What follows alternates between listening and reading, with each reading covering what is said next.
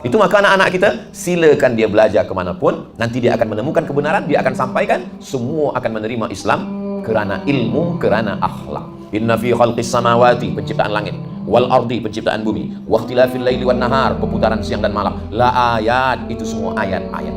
Jadi bila kita membaca ayat surah Yasin, surah Al-Fatihah, itu bagi orang yang dah Islam, bagi orang yang dah hijrah. Bagi yang belum, dia nak menengok mana ayat-ayat kauniyah alam semesta. Maka wa banaina fawqakum sab'an shidada, kami bina di atas kamu ada 7 lapis langit. Orang Amerika meneliti, rupanya di atas ni ada batu besar yang akan menyerang bumi. Tapi batu besar ni meteor, manakala dia mendekati bumi, dia sama macam ais yang diletakkan di atas kuali yang panas, mengecil, mencair, hilang, tak sampai ke bumi. Meteor tak sampai ke bumi sebab apa? Sebab ozon, lapisan ozon 7 lapis. Bila dia baca Allahu Akbar, 7 lapis, dari mana Nabi Muhammad tahu 7 lapis? Assalamualaikum Ustaz. Waalaikumsalam warahmatullahi wabarakatuh. Saya seorang pelakon. Kalau kita berlakon harus pegang tangan, tidak berlapik. Adakah haram? Ini agak susah sikit.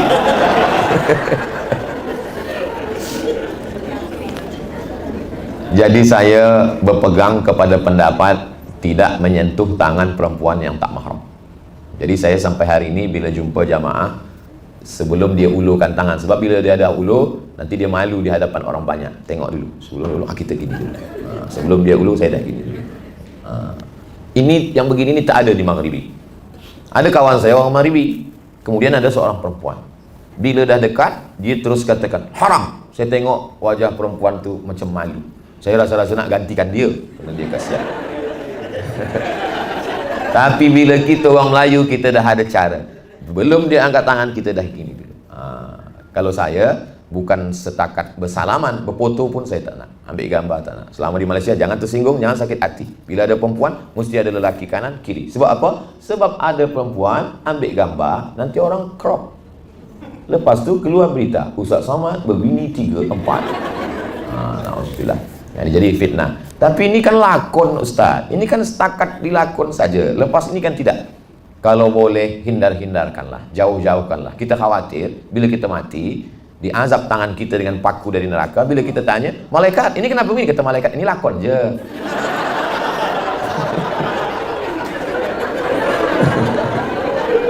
Jadi kalau boleh elak-elakkan. Bila ada yang tawarkan nak filem, baca dulu senario, baca tengok. Ini boleh. Saya ambil filem ni Ustaz. Filem tentang apa? Tentang seorang isteri kena penyakit menular. Dia tak boleh sentuh. Bila dia sentuh, kata istrinya, jangan engkau sentuh aku sayang. Aku tak ingin kau mati sebab penyakit ini. Itu bolehlah, kita carilah. Kita cari. Saya tengok, saya suka tonton filem-filem pendek yang dibuat orang Cina, orang Vietnam, orang Thailand tu banyak. Dia tak ada agama, tapi dia sentuh hati. Dulu ada viral filem tentang seorang yang punya kedai runcit, ada CCTV, tiap malam ada orang tidur di situ, lalu dia halau, dia marah tiap pagi. Apalah kamu tidur depan kedai saya? Apa? Satu hari dia menangis. Rupanya orang itulah yang menyelamatkan kedai dia. Hati tersentuh. Kenapa kita tak boleh buat filem? Kenapa filem yang kita buat ni mesti ada pegang tangan, pegang pipi, pegang kepala? Ini kalau pun filem, pilih-pilihlah. Orang tua boleh tak apa. Ustaz Samad kata dia tak ada pegang tangan tu, saya tengok ada dia pegang tangan. Orang tua. Aduh, saya tua. Tapi nampak muda Ustaz itu. Nampak saya dari jauh tua, rupanya muda. Jadi kita pandai-pandailah memilih. Sebab azab ni dia tak tengok lakon ke tak lakon. Mudah-mudahan Allah menyelamatkan kita semua insya-Allah. Bagi orang yang nak berhijrah kepada Islam, macam mana kita tahu yang agama Islam tu adalah yang paling sahih dan betul kalau dibandingkan dengan yang lain-lain? Yang pertama, bahwa Allah mengatakan dalam Quran, Innad dina indallahil Islam. Agama diridai Allah, Islam. Kalau saya tak percayalah pada ayat ini. Jadi kita nak menjelaskan mukjizat-mukjizat dalam Al-Quran itu, maka berapa banyak orang masuk Islam sebab mukjizat. Dia dapat hadiah, gift Quran. Terima kasih, dia bawa balik ke rumah. Sampai di rumah, dia tengok, dia buka ayat tentang iqtarabatis sa'atu wan syaqqal qamar. Hari kiamat dah dekat, al-qamar, bulan terbelah. Bila dia buka Quran tentang ayat itu, dia tonton di televisyen, di TV, berita tentang NASA Amerika menemukan bahawa bulan pernah terbelah. Ada jurang yang dalam, bulat, seakan-akan bulan pernah terbelah. Dia tonton TV, dia tengok itu. Sebab itu dia masuk Islam. Jadi mukjizat akhir, Allah berjanji, sanurihim ayatina, kami akan tunjukkan ayat-ayat tanda-tanda kebesaran kami. Jadi bila kita cakap Islam ni agama yang betul, mana betulnya Islam? Pokok betul lah, kalau tak betul tak ada. Jangan banyak tanya ini masuk neraka nanti. Islam di akhir zaman ini nanti orang akan masuk Islam sebab kebenaran-kebenaran. Sanurihim ayatina fil afaq, kami akan tunjukkan di semesta alam bahwa Islam ini benar. Dari mana? Dari bukti yang ada di dalam Al-Quran. Membasuh bekas jilatan anjing pakai air tanah. Apa guna air tanah ni? Sabun dah ada, sampo dah ada, alkohol dah ada. Kenapa guna air tanah? Tahun 1999 ada seorang pakar mukjizat Al-Quran dan Sunnah datang ke Kahira. Di situ dia tunjukkan bahwa bakteri yang ada di dalam air liur anjing dan babi, mohon maaf, khinzir, tak mati disebabkan oleh sabun, sampo dan apapun. Dia hanya mati ada bakteri yang dari air tanah. Itulah maka disiram. Orang putih, orang barat, Europe, Amerika melihat itu, mereka setengahnya bersyahadat. Sebab dari mana ilmu ini datang kalau bukan dari Allah Subhanahu wa ta'ala. Itu maka anak-anak kita, silakan dia belajar kemanapun, nanti dia akan menemukan kebenaran, dia akan sampaikan, semua akan menerima Islam kerana ilmu, kerana akhlak. Inna fi khalqis samawati, penciptaan langit, wal ardi, penciptaan bumi, wa ikhtilafil laili wan nahar, perputaran siang dan malam, la ayat, itu semua ayat-ayat. Jadi bila kita membaca ayat surah Yasin, surah Al-Fatihah, itu bagi orang yang dah Islam, bagi orang yang dah hijrah. Bagi yang belum, dia nak menengok mana ayat-ayat kauniyah alam semesta. Maka wa banaina fawqakum sab'an shidada, kami bina di atas kamu ada 7 lapis langit. Orang Amerika meneliti, rupanya di atas ni ada batu besar yang akan menyerang bumi. Tapi batu besar ni meteor, manakala dia mendekati bumi, dia sama macam ais yang diletakkan di atas kuali yang panas. Mengecik, mencair, hilang, tak sampai ke bumi. Meteor tak sampai ke bumi sebab apa? Sebab ozon, lapisan ozon 7 lapis. Bila dia baca, Allahu Akbar, 7 lapis, dari mana Nabi Muhammad tahu 7 lapis? Bainahuma barzakhun la yabghiyan, antara air laut Selat Melaka dengan air sungai yang ada di Semenanjung, ya berian, la ya berian, tak berjumpa. Kalaulah air laut itu masuk ke sungai yang ada di Semenanjung, maka matilah kita semua. Kita boleh hidup 3 bulan kalau tak ada nasi. Kita boleh hidup 3 hari saja kalau tak ada air. Kita hanya hidup 3 detik kalau tak ada harapan. Maka orang yang putus harapan, cepat dia mati. Maka air tawar tidak masin. Sebab apa? Sebab Allah jaga ada yang disebut dengan bainahuma barzakhun, ada pemisah sehingga air yang ada di laut tak masuk ke sungai kita, tak masuk ke tanah kita. Siapa ini? Dia baca dalam Quran. Jadi orang yang mencari Islam ini, dia akan terbuka hidayah manakala dia baca-baca ini semua. Ghulibatir Rum, pasukan Rum dikalahkan. Di mana? Fi adnal ardi, di bumi yang terdekat. Pasukan Rum dikalahkan di bumi yang terdekat, maksudnya adalah Dead Sea, laut mati di Jordan. Dulu orang memahami laut yang terdekat ni maknanya dekat dari Mekah, dekat dari Madinah. Rupanya ada makna lain sekarang. Bumi yang paling rendah dari permukaan laut. Dari mana Nabi Muhammad tahu tentang itu? Dia tak pernah belajar. Saya berdua dengan seorang doktor. Doktor ni dia masalah kandungan. Kami bacakanlah ayat, manusia dari nutfah berubah menjadi alaqah, dari alaqah berubah menjadi mut'ah, dari mut'ah ini membalut tulang, dari tulang ini nanti menjadi manusia yang sempurna. Lengkap dalam hadis, 40 hari dalam bentuk nutfah, 40 hari dalam bentuk alaqah darah, 40 hari dalam bentuk daging. Daging tadi membalut tulang, menjadi makhluk yang sempurna. Rupanya doktor ini pernah jumpa seorang pakar dari Amerika tentang masalah kandungan janin. Dia tanya, Nabi kami 14 abad silam, 1400 tahun lampau, dah tahu proses dari mulai nutfah menjadi alaqah menjadi mut'ah. Kata dia, mungkin Nabi kamu tu dah punya teleskop. Sebab mereka tak tahu. Tapi bagi kita mudah saja. Dari mana ini? Wa ma yantiqu 'anil hawa in huwa illa wahyun yuha. Nabi bicara bukan ikut hawa nafsu, tapi dari Allah Subhanahu wa taala. Jadi puan-tuan, sahabat-sahabat yang ada di seni ini amat sangat boleh bercerita, baca buku, bawa para ulama, buatkan filem tentang ini dengan bahasa kelembutan, bukan dengan pedang, bukan dengan marah, tidak dengan tazkirah, tapi dengan menonton mereka. Oh, inilah ilmu pengetahuan Itu hanya boleh dilakukan oleh orang-orang yang berilmu, dan ilmu inilah yang kita sebarkan. Terbuka hidayah. Ayyadiyallahu bika rajulan wahidan. Satu orang dapat hidayah, khairum minad dunya wa ma fiha. Lebih baik daripada dunia dan seisinya. Jadi tuan-tuan banyak punya follower, viewer, subscriber. Ini semua akan tengok. Bila dia tengok, oh ini orang yang kami sukai, kami ikuti, dia dekat dengan Allah, dia sembahyang. Masya Allah. Jadi kalau ada orang, saya tak suka lah tengok pelakon itu bila sembahyang dia posting baik. Sebab apa? Sebab banyak orang sembahyang bukan sebab tazkirah Ustaz Somad, masuk neraka. Kata dia, iya kalau neraka tak ada. Kalau tak ada, dia tak percaya. Tapi bila dia tengok pelakon yang dia suka sembahyang, dia sembahyang, aku kenapa tak sembahyang? Posting lah. Tapi saya baru sembahyang Jumaat aja Ustaz, tak apa. Tak tahu amal. Ada banyak peraturan dan atur cara dalam agama Islam, dan hati kita rasa tersekat untuk ikuti dia. Macam mana ni Pak Ustaz? Bila kita belum masuk, kata setan, Islam ni susah lah.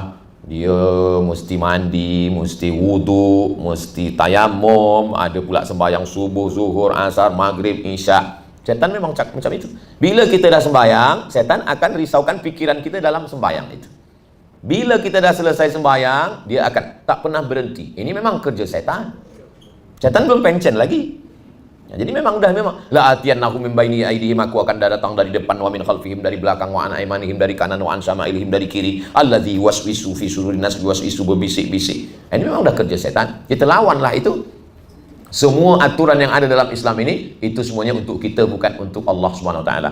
Bersih. Jadi rupa-rupanya orang-orang yang bersih itu, bila dia pergi ke restoran, dia basuh tangan, dia basuh muka. Naik pesawat terbang, dia duduk di kelas eksekutif, tak lama datang pramugari, membawa sapu tangan basah yang dengan air suam panas, dia basuh muka. Saya bila dia bagi tuala tu, saya tak basuhkan.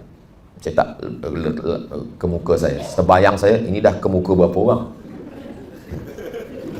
Tapi bukan saya nak suruh tuan-tuan ikut saya, pikiran saya saja. Ini bersih. Artinya apa? Rupanya mereka basuh tangan, basuh muka, basuh tangan, basuh muka. Siapa yang mengajarkan basuh tangan, basuh muka? Lebih daripada itu 14 silam. Basuh muka, basuh tangan, kepala, telinga, kaki. Lebih lengkap dan sempurna. Islam. Jadi nanti mereka setakat sekarang ni baru basuh muka, basuh tangan. Mungkin 100 tahun lagi baru dia kepala, telinga dan kaki. Proses dalam Islam yang luar biasa. Saya jumpa dengan doktor. Kata doktor ni, Ustaz Somad, ini badan kita ni ada lubang. Bila kita nak masukkan makanan, masuk lubang dulu. Bila nak masuk angin, ada lubang kulit. Tapi tulang tak ada lubang. Jadi macam mana tulang ni boleh makan? Banyak bergerak. Macam mana kita banyak bergerak? Itulah orang ada maraton, ada exercise, ada macam-macam. Dia berlari, macam-macam. Tapi kita orang Islam, dia bergerak. Tegak, rukuk, sujud. Macam mana tulang leher boleh makan? Qabliyah subuh. Assalamualaikum warahmatullahi. Assalamualaikum warahmatullahi. Qabliyah subuh, sembahyang subuh. Qabliyah zuhur, zuhur. Ba'diyah zuhur. Qabliyah asar, asar. Qabliyah maghrib, maghrib. Ba'diyah maghrib. Qabliyah isya, isya. Ba'diyah isya. Tahajud, witir, duha, isyraq, awabin. Sehat wal afiat. Jantung kita di bawah, otak kita di atas. Berat darah ni naik dari jantung ke otak sebab dia mendaki ke atas. Maka dibantu dengan sembahyang. Mana kita bersujud, berapa kali kita sujud dari mulai subuh hinggalah malam. Maka saat itu turunlah darah, membawa oksigen, turun ke otak, maka sehat walafiat. Nanti orang baru sadar, oh ini rupanya hikmah rahsia daripada ajaran Islam membuat orang sehat. Tapi kenapa orang Islam sakit? Sebab dia sujud tak sempat darah tu sampai ke otak. Baru sampai ke tengkuk dia tegak lagi. Kata darah ni, apa ni, serius ni kita ni? Aku belum sampai lagi, kata dia. Jadi rahsia-rahsia semua dalam Islam ni tentang kebersihan, tentang kesihatan. Tapi bukan maknanya kita sembahyang, kita kata aku sembahyang zuhur supaya leher sehat, jantung sehat, kepala sehat. Tidak, kita tetap lillahi ta'ala. Sihatnya itu adalah hadiah daripada Allah Subhanahu wa ta'ala. Memang kita tengok Islam ni banyak betul aturan, tapi bila kita amalkan, itu semuanya kembali kepada kita semua.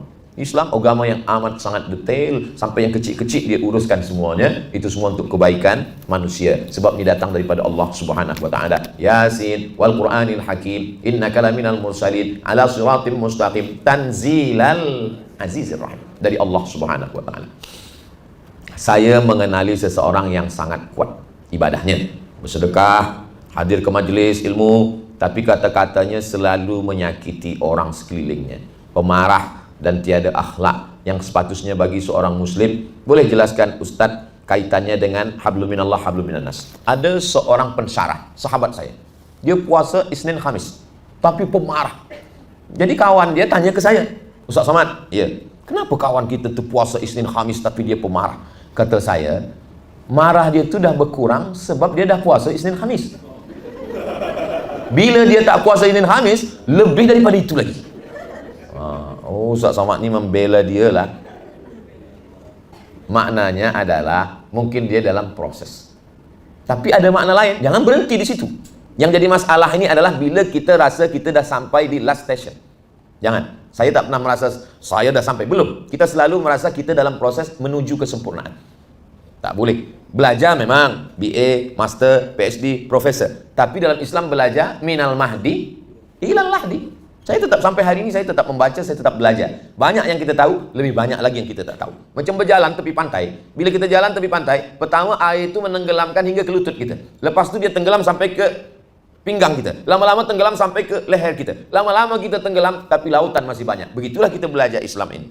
Awal-awal kita sangka, belajar pertama di pondok, kitab tafsir Jalalain, bawa ke mana-mana. Pergi ke masjid, sangka orang nak baca, rupa untuk bantal tidur. Sampai ke Kaherah kita tengok kitab 1 meter panjang. Rupanya ilmu yang selama ni tak ada apa-apa. Jadi bila kita tengok ada kawan rajin sembahyang, rajin majlis, masih marah, mungkin dia dalam proses. Tapi kita sampaikan, kamu jangan berhenti di situ.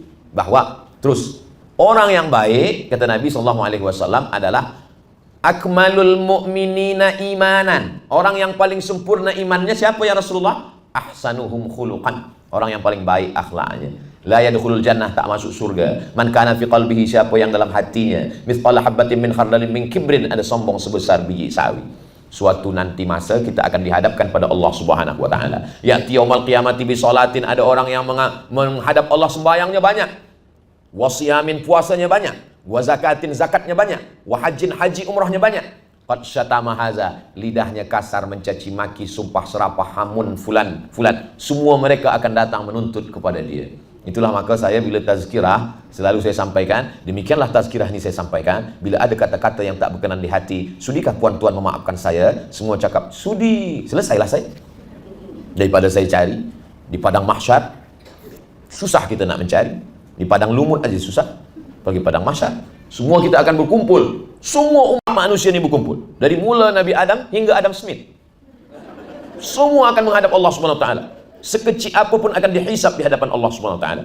Ada orang sembahyangnya banyak, puasanya banyak, zikirnya banyak, dia sangka dia dah siap masuk surga. Manakala dihisap, cerita ni ada dalam kitab Risalah Al-Qushairiyah, Imam Al-Qushairi. Dulu kita dah khatamkan di masa Covid, saya tak pergi. Saya sebelum Covid hingga sekarang 3 tahun setengah tak ke Kuala Lumpur. Inilah first time pertama kali lepas Covid. Satu kita di online saja. Di dalam kitab tu saya baca, dia banyak sembahyang, banyak puasa, banyak haji, banyak zikir, banyak khatam Quran. Tapi manakala dihisap-hisapnya lama. Sebab apa? Balik kenduri, tersangkut daging di celah gigi. Tak lepas-lepas. Lama lagi sampai rumah. Dia berjalan, dia ambil ujung ranting kayu rumah orang. Dia cucukkan. Alhamdulillah lepas. Rupanya itu yang lama hisap. Ujung ranting, mana ada orang rugi? Kita bukan ujung ranting. Sama buah-buahnya sekali kita ambil. Jangan aniaya orang, jangan makan harta haram, jangan rosakkan hati orang, jangan ambil harta orang, jangan ganggu anak orang, bini orang, kawan orang. Maka insya Allah kita akan selamat. Ibadah ni dua.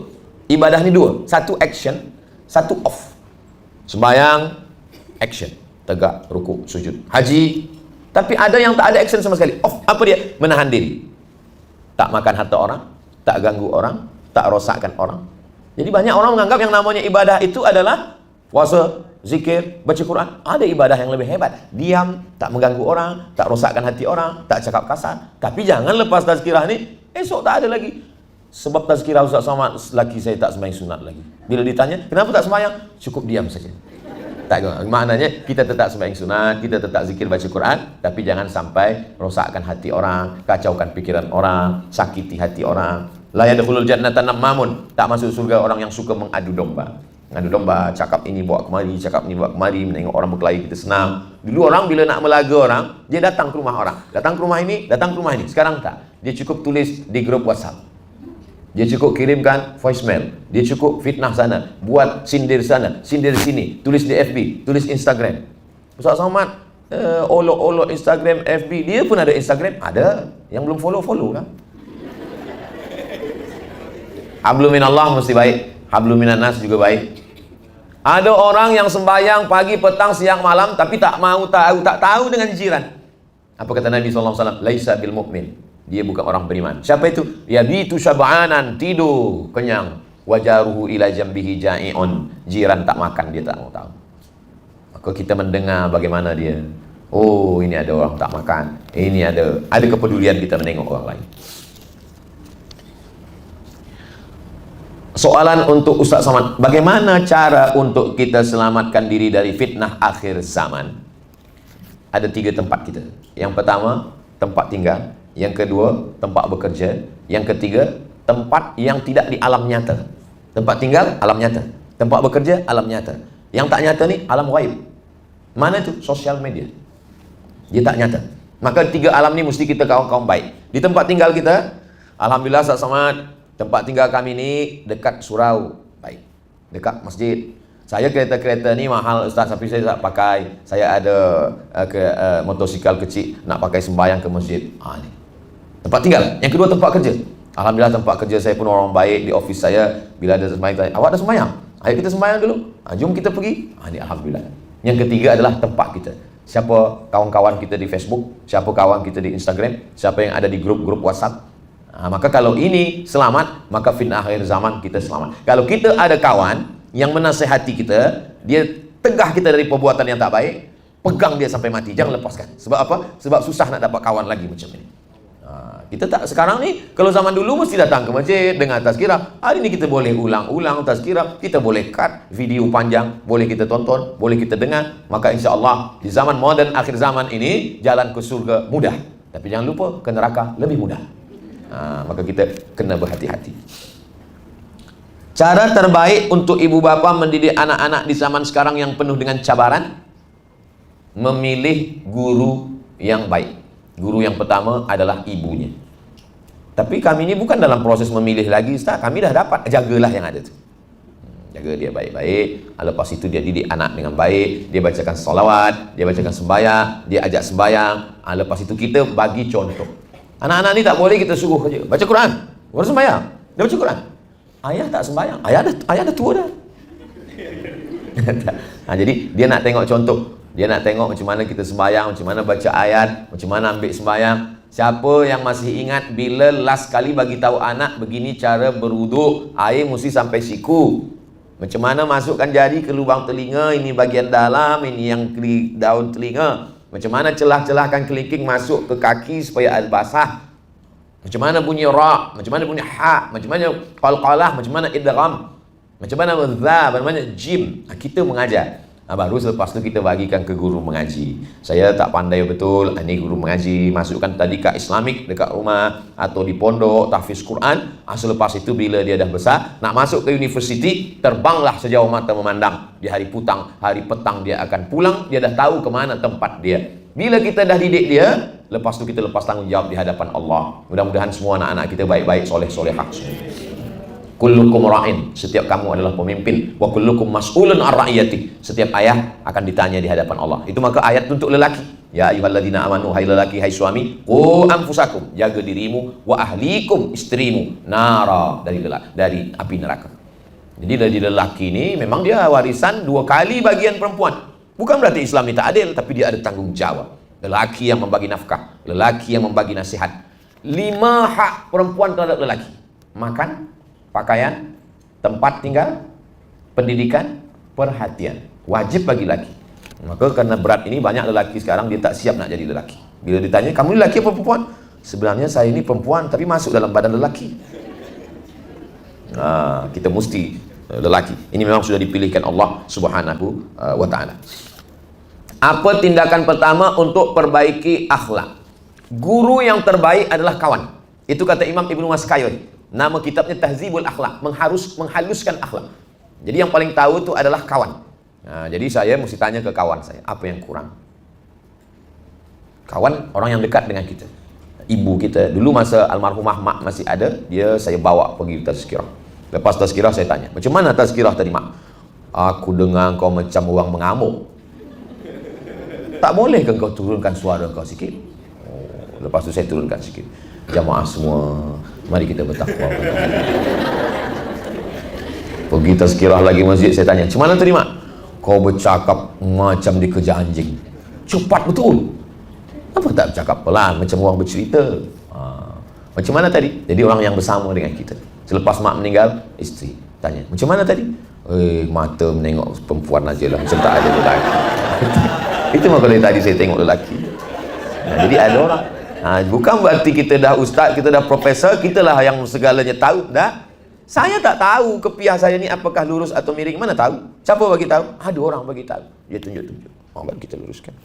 Orang gelak aja tengok kepiah kita miring, dia gelak. Kita ada yang bagi tahu. Cermin dia bagi tahu kita, tapi cermin tak jujur. Telinga kanan dia kata kiri. Maka bila kita selfie, sedang makan, komen orang, ustaz jangan makan pakai tangan kiri, haram tu. Dia pakai tangan kanan, kita guna mirror. Sebab apa? Sebab dia balikkan. Tak betul dengan yang ada di cermin. Yang paling jujur adalah kawan. Jadi kalau dapat isteri yang jujur, suami yang jujur, kawan yang jujur, orang tua yang jujur bagi tahu kelemahan kita. Orang hanya bagi tahu kelebihan. Kamu Masya Allah, the best lah.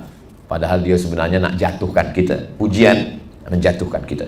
Tapi satu saat perlu juga orang bagi pujian untuk bagi semangat dia. Orang sakit di rumah sakit, kita mesti bagikan semangat. Kita tak boleh jujur. Macam mana kau tengok aku ni? Kalau macam ni tak sampai hari Jumaat nampaknya selesai ni. Bagilah dia semangat. Macam mana saya ni ustaz? Saya dah banyak tempat tengok orang sakit. Sakit macam kau ni tak ada apa-apa. Tapi kata doktor, saya dah doktor tu lebih dulu mati daripada kau. Bangkitkan semangat dia. Ada masanya. Maka kita tanya kawan. Kawan yang paling baik, kawan yang menunjukkan kekurangan kita, yang tidak mengangkat-angkat kita lebih dari tempat kita. Maka ini untuk memperbaiki akhlak kita. Lepas itu, barulah kita perbaiki kekurangan kita. Bila kita sakit, kita boleh pergi hospital, kita tanya doktor, saya ini sakit apa doktor? Awak ni sakit ini. Tapi kalau akhlak tak ada. Sampai setakat ni, saya belum tahu ada doktor yang boleh menunjukkan akhlak. Doktor kanser ada, doktor tulang ada, doktor kandungan ada. Tapi doktor tentang akhlak belum jumpa lagi. Siapa doktor kita? Sebab orang bila tak tahu dia sakit, pagi minum gula, siang minum gula, minum teh gula, minum kopi gula, minum susu gula. Tapi bila dia dah tahu dia sakit gula, dia haramkan. Dikasih teh, haram. Sebab apa? Dia tahu dah dia dah sakit. Macam mana kita tahu bahawa kita ni tak berakhlak? Ada orang bagi tahu. Bila kita dah tahu, maka insya-Allah. Ustaz Somad, siapa yang bagi tahu ustaz? Orang-orang yang dekat dengan saya. Saya tanya, apa yang perlu diperbaiki? Bila saya pergi pada ustaz, pada tuan guru, pada orang baik, saya tanya. Jamaah pun begitu juga. Kalau nak bagi tahu saya, janganlah depan orang ramai, nanti saya malu. Bagi tahulah manakala kita duduk berdua, anda bagi tahu. Ustaz Somad, ada hal yang nak saya bagi tahu ni tentang kekurangan ustaz. Boleh kita 4 mata? Jangan ke 4, 3 pun boleh. Kemudian supaya kita ni tak angku, tak sombong, supaya kita tidak merasa diri kita lebih dari orang lain, maka kita selalu ke tempat orang sakit, tengok orang mati. Saya bila ada dapat kabar ada orang meninggal, saya datang. Saya tengok, saya buka tutup muka, saya tengok, saya cium. Saya nak merasakan bagaimana sejuk orang mati. Sama lelaki lah, yang perempuan cium. Ngamuk lelaki dia walaupun dah mati. Kita hantar jenazah sampai ke liang lahat. Saya guna mask, saya tutup muka, saya pakai baju. Orang tak tahu. Sebab bila orang tahu, saya tak fokus nak tengok orang meninggal. Semua salam. Lupa tujuan kita nak tengok orang mati. Tunggu sampai ke liang lahat, tengok ke dalam. Abdul Somad, hari ini kau mengantar mereka. Esok hari engkau yang akan diantar. Hari ini kau sapu kepala orang. Ini anak yatim. Esok anak engkau akan disapu kepalanya. Sebab kau akan mati, meninggal dunia. Isteri yang hari ini kita kata kau buah hati belayan jiwa, siang dan malam terbayang-bayang, makan tak kenyang, tidur tak lelap. Bila kita mati, 4 bulan 10 hari saja dia tunggu. Lepas tu dia akan nikah dengan orang yang lebih handsome, lebih muda, lebih sekali. Tapi jangan sebab cakap saya ni balik nanti tak mesra lagi. Saya tujuan ni supaya nak ingatkan kita bahawa kita akan mati menghadap Allah. Dengan itu kita akan perbaiki akhlak kita. Setiap bulan mesti saya pergi ke rumah sakit. Tapi tak ada saudara mara kawan yang sakit. Tak apa, tanya. Bila security tanya, nak tengok siapa? Semua nak saya tengok. Siapa suruh Ustaz Somad? Ini videonya. Kata security, aku pun dah lama kerja tapi tak ambil pelajaran. Sebab tiap hari dah tengok orang sakit, orang mati. Tapi sekarang tiap hari tengok tak menyentuh hati. Jadi kita perlu tengok ini. Ada nasihat yang berbunyi bersuara, tapi ada nasihat yang tak berbunyi dan tak bersuara, dia masuk ke dalam hati kita.